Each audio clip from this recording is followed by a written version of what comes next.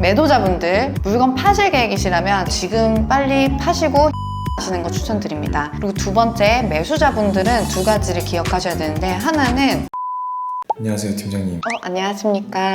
잘 지내셨어요? 네, 잘 지내고 왔습니다. 제가 지금 일주일 동안 집에 요양하고 왔어요, 여러분. 제가 그 대상포진에 걸려가지고 아주 난리를 쳤습니다. 지난주 금요일에 갑자기 팔뚝 여기에 그 수포가 막 올라오기 시작해가지고 너무 따갑고 막 아파가지고 바로 병원에 갔어요. 근데 대상포진 걸리신 분들은 아시겠지만 72시간 안에 항바이러스제를 먹으면 이게 후유증이 확 줄어든다고 하더라고요. 근데 다행히 저는 보자마자 바로 병원으로 달려가가지고 절대 안정을 취하라 그래서 집에서 계속 요양을 하고 오랜만에 회사에 나왔습니다. 나름대로 건강한 상태로 복귀했습니다. 요즘 문의도 많고 네. 매도자분들도 매수자분들도 궁금한 게 너무 많아서 맞아요. 그건 답변을 좀 해주셔야 될 것 같아요. 그쵸. 요즘 그 빌딩 시장은 어떤지 은행지점장님, 대표님들, 매수분들, 매도분들 다 전화 와가지고 팀장님 요즘 어때요? 라는 질문을 되게 많이 받고 있습니다. 지금 시장의 어떤 전반적인 흐름을 보면 최근에 한국은행에서 기준금리 동결 3.5%로 동결했죠. 근데 그 동결하면서도 총장님께서 뭐라 하셨냐면 언제든지 인상 가능성이 있다는 매파적 동결을 했어요. 인상할 수 있는 여지를 두고 동결을 했는데 미국에서도 계속해서 고금리가 계속되고 있고 미국발 금리 상승으로 인해서 우리나라도 1, 2%대 금리에서 지금은 기준금리 3.5% 그리고 시장금리는 5%에서 5% 중후반까지도 제한이 나오더라고요. 그러다 보니까 전반적으로 좀 시장에 풀렸던 현금이 다시금 이제 좀 꽉꽉 묶이고 있는 그런 분위기가 어쨌든 계속되고 있고 뭐 거기에 지금 뭐 뉴스에서 맨날 나오는 게 뭐 PF,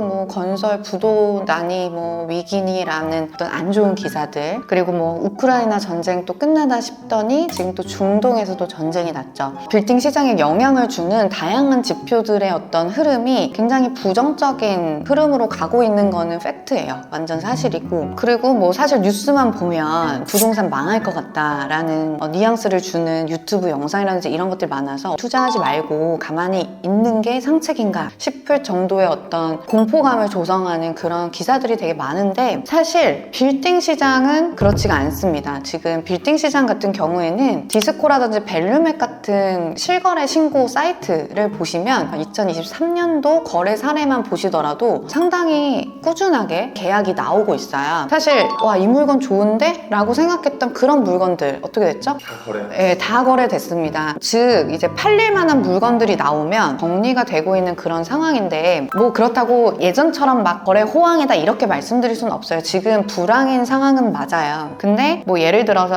2020년 코로나가 시작되는 그 시점부터 저금리 기조가 계속되면서 정말 이제 우상향하는 형태로 굉장히 그 꼬마 빌딩 중소형 거래가 활발했었는데 제가 늘 말씀드리지만 작년 6월부터 코로나 종료되고 미국 금리 막 치솟기 시작하면서부터 다들 정신을 못 차렸죠. 매수자, 매도자, 저희 중개인들까지도 이렇게 갑자기 오르는 금리 때문에 굉장히 좀 혼란스러운 시기가 있었어요. 그게 한 올해 한 3월까지 계속 됐던 것 같아요. 그때까지는 거의 거래 절벽이라고 할 만큼 거래량이 아주 뚝 떨어졌고 그 이후로 제가 느끼기에는 날씨가 따뜻해지는 시점부터 해서 지금까지는 꾸준하게 거래량이 계속해서 유지가 되고 있는 그런 형태를 보여주고 있습니다. 그래서 어떻게 보면 당시에 금리가 갑자기 크게 오르면서 매수가 딱 닫힌 상황이 있었어요. 그런 상황에서 매수자들이 고금리에 적응을 못하고 건물을 살 수가 없는 그런 분위기가 계속되다가 그러면서도 이런 생각이 있었죠. 매수자들은 에이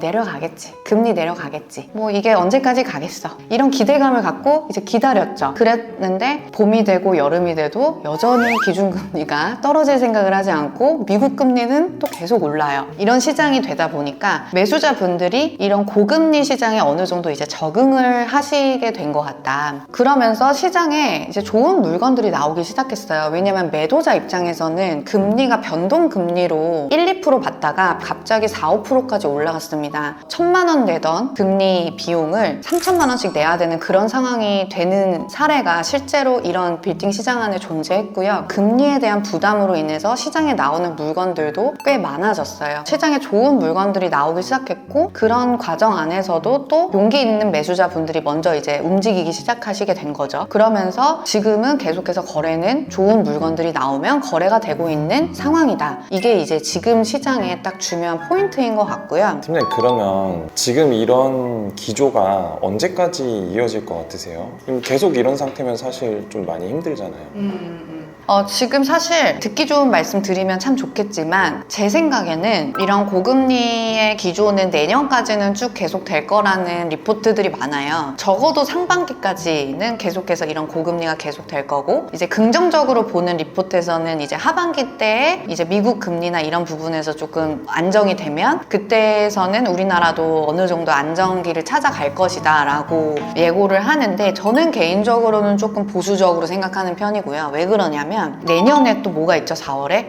총선 있죠. 내년 총선이 되게 중요한 모멘텀이 될 거예요. 왜냐면 총선을 앞두고 지금 현재 이 정부에서는 계속해서 부양책을 내밀 거고, 보통의 대부분 우리가 학습된 어떤 이 부동산과 이 선거의 흐름을 보면 선거 전까지 좀 계속 안 좋은 것들을 잡고 있다가 총선이 끝나면 쭉 가격이 좀 빠지는 그런 형태를 많이 보이거든요. 내년 상반기 그리고 한 3, 4분기까지는 계속해서 좀 이런 분위기가 계속 될 거라는 생각이 들고, 그러다 보니까 결국은 내년까지는 좋은 물건들이 나올 수 있는 시장이 된다라는 게 제가 생각하는 위기 속의 기회라고 말씀을 드리고 싶어요.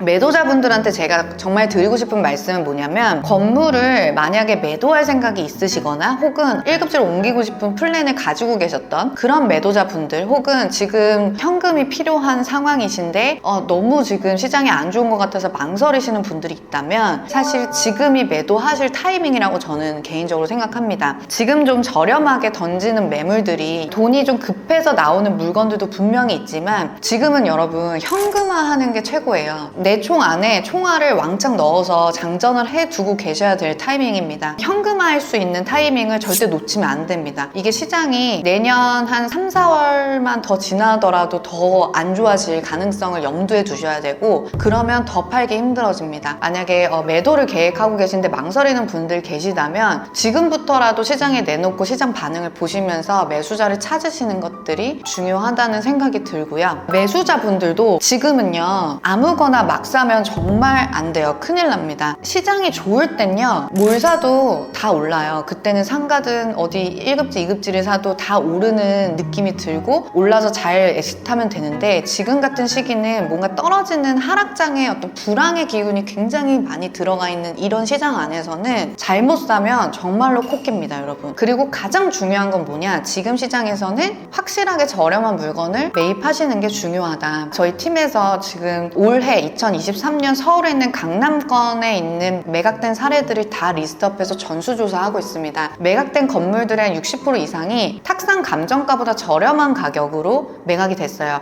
약 한 10%에서 20%까지, 많게는 30%까지도 저렴하게 나오는 물건들이 거래가 됐습니다. 지금같이 금리가 높고 내가 매입을 해서 매입을 하자마자 나가는 금융 비용이 생기는 이런 시장 안에서는 처음부터 최초의 매입가를 원가를 줄이는 방향으로 가서 안전 마진을 확보하시는 게 굉장히 중요한 포인트가 될 거예요. 사실 여전히 한 측면에서는 신고가 갱신되는 경우들도 계속 있거든요. 일반 투자자분들은 확실하게 안전 마진을 확보해서 원가를 줄이는 형태로 가셔야 되고, 직영이나 사옥으로 사용을 하시는 목적이 명확하신 분들은 입지만 좋다면 어느 정도 시세 적절한 물건을 잡으시면 됩니다. 지금은 건물을 대수선하거나 신축하시려는 분들 있죠. 이런 비용들도 엄청 많이 올랐고, 전반적으로 이 건물을 살 때 들어가는 큰 구치의 금액들이 다 오른 상황이에요. 그렇기 때문에 최대한 좋은 물건, 좋은 가격의 물건을 잡는 게 굉장히 중요합니다. 요즘 매수자분들 대부분이 이제 신축 혹은 리모델링을 희망하시는 분들이 굉장히 많아서, 그런 디벨롭에 대해서는 어떻게 생각하세요? 지금 시장에서? 사실 건물 투자의 꽃은 신축이나 디벨롭이라고 하죠. 그래서 최근 3, 4년 안에 이 중소형 빌딩의 낡은 구옥을 사서 리모델링하거나 멸실해서 신축하는 그런 형태의 형태의 디벨롭하는 어떤 프로젝트들이 정말 너무너무 많았고, 근데 여러분 생각해보세요. 코로나 때 금리도 1, 2%대였죠. 그리고 신축비도 지금은 한 평당 1억 1,100 이 정도 정말 계산하거든요. 근데 그 당시에 뭐 7, 800이면 지었죠. 인건비 저렴했죠. 신축 원가 자체가 사실 지금이랑 정말 비교도 안 될 만큼 달랐어요. 그래서 사실 그때 그분들의 경험이 이제 많이 사람들한테 알려지게 된 거죠. 이렇게 해서 돈 벌었대, 저렇게 해서 돈 벌었대. 그러다 보니까 이 시점에서의 시장 상황을 고려하지 않고 그냥 무작정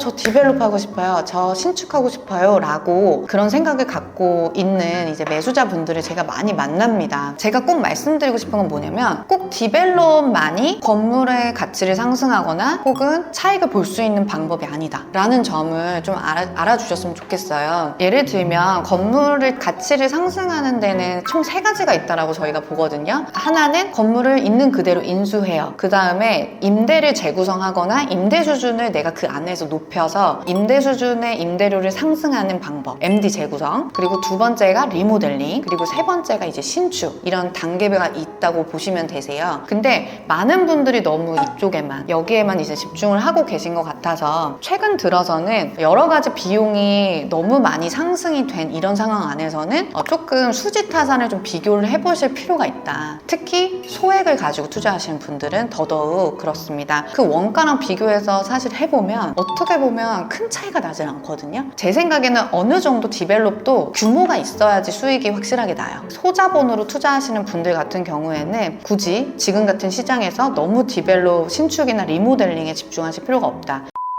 아무튼 정리하자면 여러분, 제가 마지막 서머리 해드릴게요. 여러분, 매도자분들 물건 파실 계획이시라면 좀 내가 원하는 가격이 안 되더라도 지금 빨리 파시고 현금화하시는 거 추천드립니다. 그리고 두 번째, 매수자분들은 2가지를 기억하셔야 되는데, 하나는 저렴한 물건, 확실히 안전마진이 확보된 그런 물건을 하셔야 되고, 아무거나 사시면 절대 안 됩니다. 내가 잘 알거나 내가 뭔가를 할 수 있거나 확실하게 황금성이 있는 지역 위주로 보셔야 되고요. 두 번째로는 비용이 너무 많이 올라간 이런 시장에서는 신축이나 리모델링만이 답은 아니다. 디벨롭 하시는 것도 신중하게 고민하셔서 확실하게 엑시트 플랜이 나오는 그런 형태의 매물들만 고려하시는 게 좋습니다. 저는 시장이 아무리 어렵다고 해도요, 여러분, 돈 버시는 분들은 돈 버시더라고요. 위기의 시장에 반드시 기회가 있다라고 생각이 들고, 그래서 저희 같은 중개사들 지금 더 열심히 일하고 있습니다. 문의가 있으신 분들, 급매 찾으시는 분들, 그리고 물건을 매도하고 싶으신 우리 매도자분들 언제든지 저 변혜인 팀장에게 연락 주시면 최선을 다해서 도움드리도록 하겠습니다. 여러분, 어려운 시장이지만 우리에게